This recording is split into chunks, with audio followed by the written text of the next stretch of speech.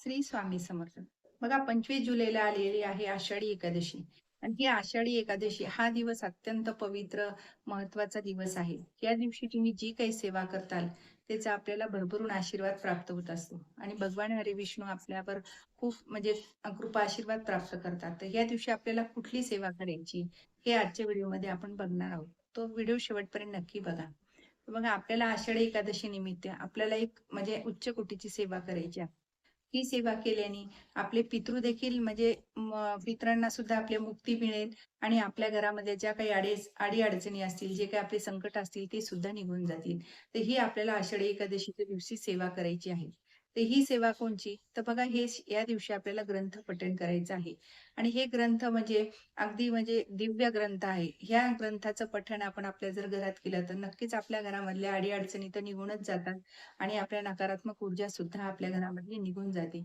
तर हा ग्रंथ कुठला? तर तो ग्रंथ आहे दिव्य ग्रंथ म्हणजे संक्षिप्त भागवत. तर संक्षिप्त भागवतचे आपल्याला 14 अध्याय आहे. तर हे आपल्याला अध्याय आपल्याला एकाच बैठकीत आपल्याला हे पूर्ण पठण करायचं आहे एकादशीच्या दिवशी.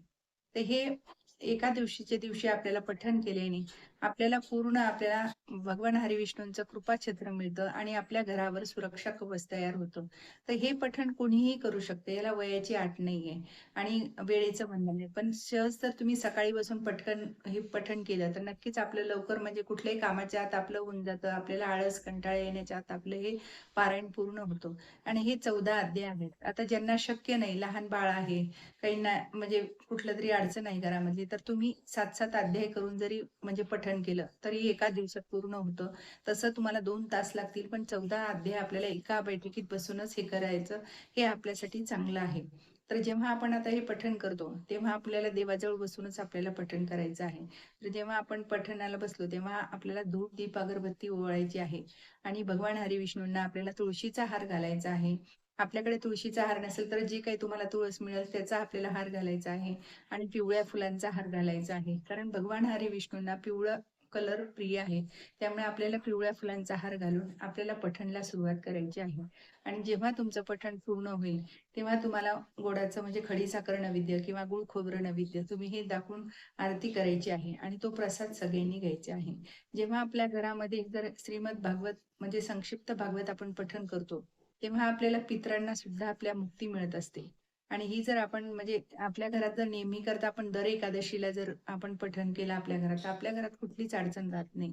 आणि आपल्या ज्या काही पितरांचं हे असेल, आपलं ऋण असेल, तर हे आपण पठण केल्याने आपलं सगळं त्यांना पण मुक्ती मिळते आणि आपल्या घरामधल्या अडी-अडचणी सुद्धा नाहीसे होतात. तर हे ज्यांना शक्य होईल त्यांनी दर एकादशीला पठण करायचं आहे. आणि बघा ही आषाढी एकादशी आणि कार्तिक एकादशी ह्या 2 एकादशी आवर्जून करायच्या आहेत. तुम्हाला एरवीच्या एकादशी करणं शक्य नसेल, तर ह्या 2 एकादशी अगदी आवर्जून करायच्या आहेत. आषाढी एकादशी आणि कार्तिकी एकादशी. मग हे सगळ्या एकादशी केल्याचं आपल्याला फळ मिळत असतं आणि ह्या दिवशी तुम्हाला जितकं अन्नदान करता येईल फराळाचं दान, वस्त्रदान करता येईल तितकं करायचं. गोरगरिबांना, गरजूंना किंवा अनाथाश्रमामध्ये तुम्हाला जे दान करता येईल ते करायचं आहे. कारण ह्या दिवशी दानाला खूप महत्त्व आहे. एकादशीच्या दिवशी तुम्ही जितकं दान करता येईल, त्याला आपल्याला अधिक पटीने फळ मिळत असतं. आणि भगवान हरिविष्णू, माता लक्ष्मी आपल्यावर प्रसन्न होतात. आणि जिथं तुम्ही हे श्रीमद भागवत संक्षिप्त आपण पठण करतो, तिथं माता लक्ष्मीचा सतत वास राहतो. कारण जिथं भगवान हरिविष्णू आहे, तिथं बरोबर माता लक्ष्मी असतेच. त्यामुळे जेव्हा आपण पठण करतो, त्यामुळे आपल्या घरामध्ये माता लक्ष्मी आलेलीच असते. तर आपण कुठल्याही आपल्या घरामध्ये त्यावेळेस जरी कोणी आलं, तर त्याचा आपण आदर सत्कार केला पाहिजे. कारण आपल्या घरामध्ये कोण कोणत्या रूपाने येईल हे सांगता येत नसतं. त्यामुळे त्यांचा यथाशक्ती आपल्याला जसं त्यांचा मान-सन्मान करता येईल तसं आपल्याला करायचं आहे. कोणी एखादी सवाशीण आली आपल्या घरी, तर तिला आपल्याला ओटी भरायची, ब्लाउज पीस देऊन सुद्धा जे काही तुम्हाला फराळाचं समजा फळ, दान, दूध जे काही तुम्हाला देता येईल ते द्यायचं. कारण माता लक्ष्मी कोणाच्या रूपाने आपल्या घरात येईल सांगता येत नाही. आणि माता लक्ष्मी आपल्या जर घरात आली, तर आपली कुठलीच अडचण आपल्याकडे राहत नाही. त्यामुळे श्रीमद संक्षिप्त भागवत जे आपण पठण करतो, तेव्हा माता लक्ष्मी आपल्या घरात प्रवेश करतेच आणि सतत वास करते. त्यामुळे हे दर एकादशीला आपण पठण केलंच पाहिजे. ज्यांना शक्य नाही त्यांनी मोबाईलवर लावून जरी नुसतं ऐकलं, श्रवण केलं तरीही चालतं. पण हे आपल्याला एकादशीच्या दिवशी आवर्जून करायचं आहे. आणि एकादशीच्या दिवशी तुम्ही गाईला हिरवा चारा द्यायचा आहे. गूळ खोबरं समजा दिलं तरी चालेल किंवा नाहीतर नुसता गूळ द्यायचा आहे गाईला. पण असं आपल्याला गोमातेची सुद्धा सेवा करायची. कारण जितकी सेवा आपण करू तितकं आपल्याला अधिक पटीने फळ मिळत असतं. कारण हे उच्च कोटीची सेवा आहे. या दिवशी एकादशीच्या दिवशी आपण केल्यानंतर त्याचं फळ आपल्याला मिळत असतं. आणि जेव्हा तुम्ही आपले जे काही आपल्या अडी-अडचणी आहेत, जे काही आपल्याकडनं चुका झालेल्या असतील, आपल्याला चुकाचं क्षालन होण्यासाठी हे जर श्रीमद भागवत पठण आपण केलं एकादशीच्या दिवशी, तर आपल्याला चुका झाल्याचं त्याचं आपल्याला थोडं माफ केलं जातं. त्यामुळे आपण हे एकादशीच्या दिवशी नक्कीच आवर्जून सगळ्यांनी पठण करायचं आहे. आणि आपल्याला ही उच्च कोटीची सेवा आहे आणि जी काही तुम्हाला सेवा मंदिरात करता येईल कुठल्याही याच्यामध्ये एकादशीच्या निमित्ताने फराळदानाची म्हणा, कुठे आता स्टॉल लागतात तिथं तुम्ही जरी सेवा देत राहिलं तर त्याची पण आपल्याला उच्च कोटीचं आपल्याला फळ मिळत असतं. त्यामुळे जितकी तुम्हाला सेवा करता येईल तितकी तुम्हाला सेवा करायची आहे एकादशीच्या दिवशी.